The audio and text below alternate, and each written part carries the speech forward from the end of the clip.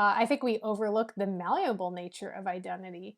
And we tell ourselves a story that it's always been this way. These have always been the white people. These have always been the black people. And we've always had this battle between ourselves. How do you go from black to mulatto to white in 30 years without any procedures or chemicals? I think the answer is you're an American. My great-grandmother was designated as all different colors on the census. Her family was black, then they were mulatto, then they were white. What if we've all been looking at our identity through a way too narrow lens? I want to invite you into a conversation, whether you're new to this channel and don't know anything that I'm about to share with you, or you've been with me since the beginning of the Finding Lola documentary series. Lola is my mom's grandmother, and I did a whole documentary about her. She's literally the reason I started uploading videos to YouTube in the first place. It was so I could share my story with my extended family, and YouTube was just the easiest way to do that. And so if you're interested in that, I'm going to leave a link below so you can check that out after this video. When I think about Lola, it makes me think about the history of the census in our country, and I don't really know how other countries do this, so if you're from another country, I would love for you to chime in. I think the US Census is a vivid example of how identity, especially color, has been treated as something malleable, something that can be reshaped to society's convenience or understanding or interpretation. And the census, with its check marks and its categories, has changed definitions and designations over the years. And I think it really reflects this unsettling nature of race and identity in America. And, I'll have people comment frustrated, I think, on both sides of this, where they're mad at me because they think I'm trying to erase white people by having these conversations. And I can assure you I'm not trying to erase anyone. Or people will be frustrated because I'm too white to be having these conversations or whatever. And I understand the emotion behind this because I think if we haven't really looked back at how race and identity have been handled here in the United States, it's hard for us to understand why we have these tender spots when we're talking about it. And so I don't think we should ignore those tender spots. I think we need to look at those are a symptom, and we don't treat symptoms, right? We have to get that underlying diagnosis of why is this happening? Well, let's look. So the census, it's bizarre, kind of in a way, isn't it? One decade, a group of people are counted as one thing, and a few years later, they could be something else entirely, and the focus has predominantly been on color. And I think that's a slippery slope. I think it suggests that our identity can be decided by a pen stroke on a government form. That something as profound as who we are, who our ancestors are, could be captured in a single word: black, white, mulatto. And the truth is, these groupings, I believe they're superficial. And this is one of the reasons why I believe that. So let's talk about, I want to talk about three censuses, three censuses. I'm going to use the lens of my family to talk about them, because my great-grandmother, she and her family went from being black to mulatto and then white with some Mexican Latino in between. And how does that work? How does that happen? Okay, so I want to take you through some of these census records and just to show you. So like I said, Lola was a baby during the 1900 census, but her sister and her mom and her dad are censused on the 1900. So I want to go to her sister, Ozelia, who was 2 years older than her, and I want to show you how the family was censused. So the 1900 US Federal Census, click this guy 10 times to get him to open. And here they have her named Odelia, but her name was really Ozelia because that's how these records are. So born in Louisiana, and she was in Natchitoches, Louisiana. Race, black, gender, female, names the parents. And so her parents were Alphonse and Victoria, which is correct.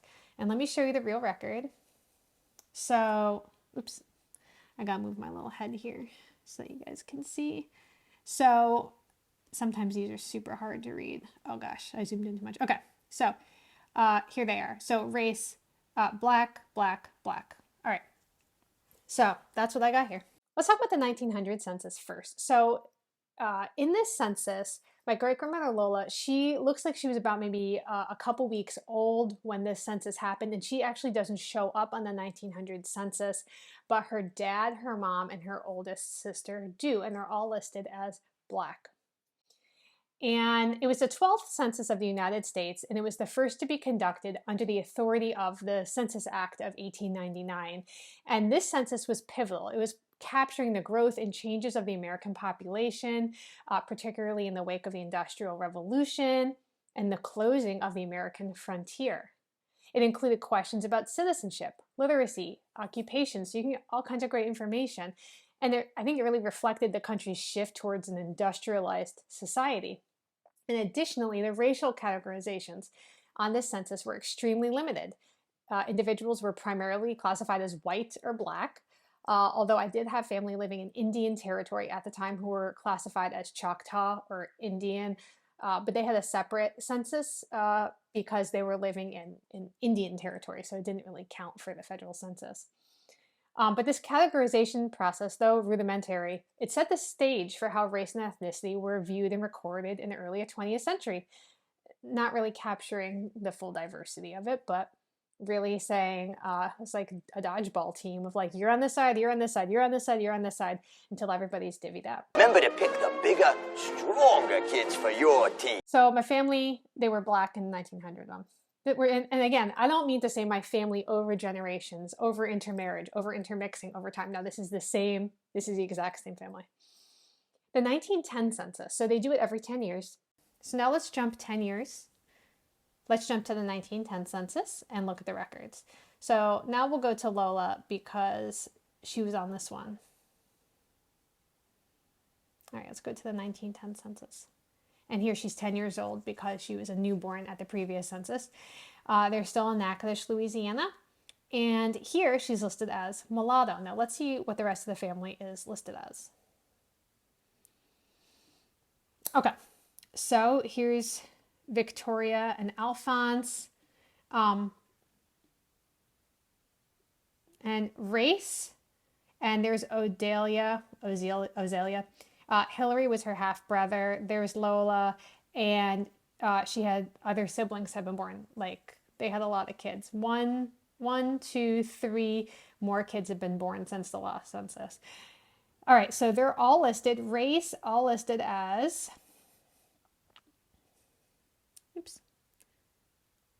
mulatto. Okay, so the whole family is mulatto now, because that's how this works.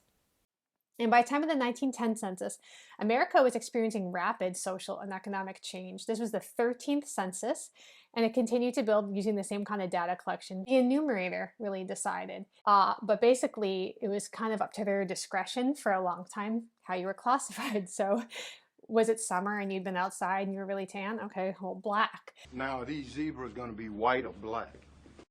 Did they not really understand your name or your accent? Okay, well, they do the best that they can.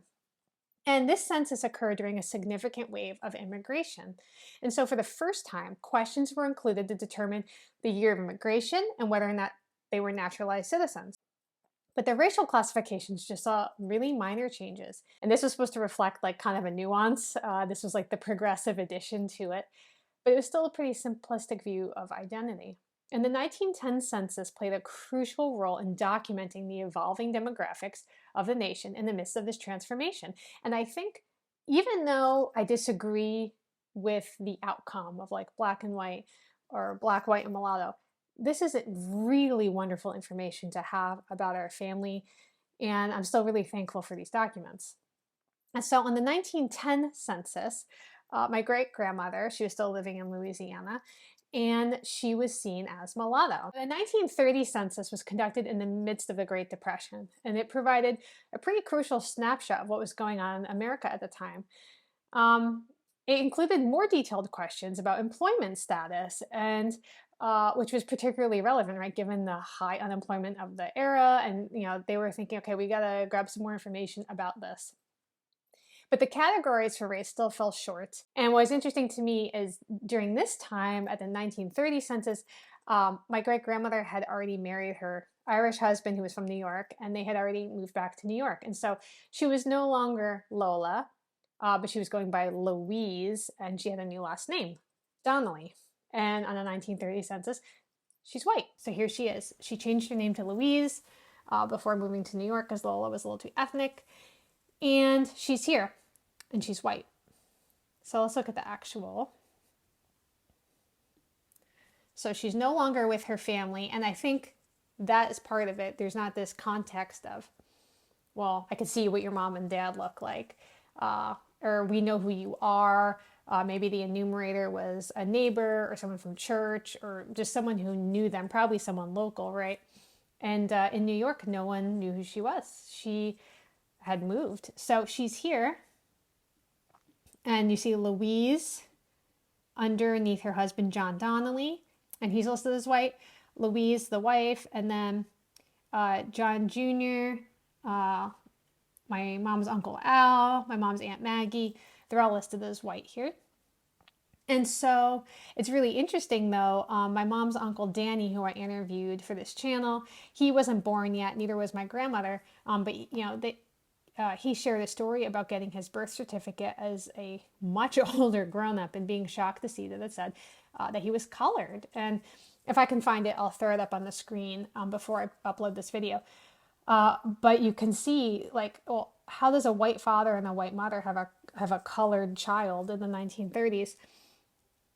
Well, it's because none of this makes any sense. This is also subjective. And so when people are saying, well, it's obvious who's white, it's obvious who's black, this is all obvious, we can't be talking about what we're seeing, right? Because this is the same woman who was born in the 1900s. It's not like she had access to lots of special makeup or hair treatments or anything like that where she could drastically change how she looked. And you can see in the pictures on the thumbnail that she's honestly, I feel like she got more ethnic looking as she got older. So to me this is just a case in point, and not to say, well, because my family had an experience that makes it true for everyone. Obviously that's not how anything works, but it's not just my family. Like, many people have shared this, and maybe this is something in your family story. Maybe you don't know it's in your family story yet. Maybe you do. Let me know.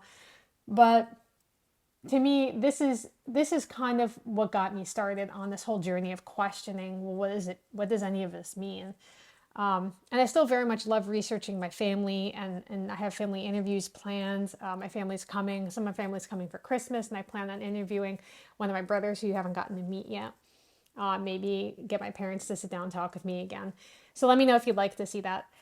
But, I think when we really dive into our family story, it's going to create questions not just about our family, but about our community and our country and how a lot of this stuff has been handled. I think we overlook the malleable nature of identity, and we tell ourselves a story that it's always been this way. These have always been the white people. These have always been the black people, and we've always had this battle between ourselves. I think those personal stories and lived experiences are so important. That's why I love doing this channel. I love telling these stories. I love listening to these interviews. I love having these conversations because I think this is where the truth of American identity lives. This is it. Not in the boxes of census data, but in the stories that you remember, that you've heard, that your grandmother told you. And certainly it's clear, I know my family's experience isn't universal. You may not have the same experience where an ancestor went from black to white in 2 generations. You may not have the experience where an ancestor was census as black, then mulatto, then white. There are many out there with similar stories. I think histories that challenge what we're considering the norm. And I don't think these are rare exceptions or anomalies. I think they're indications, signposts, that maybe our perspective on this whole thing has been a little bit skewed.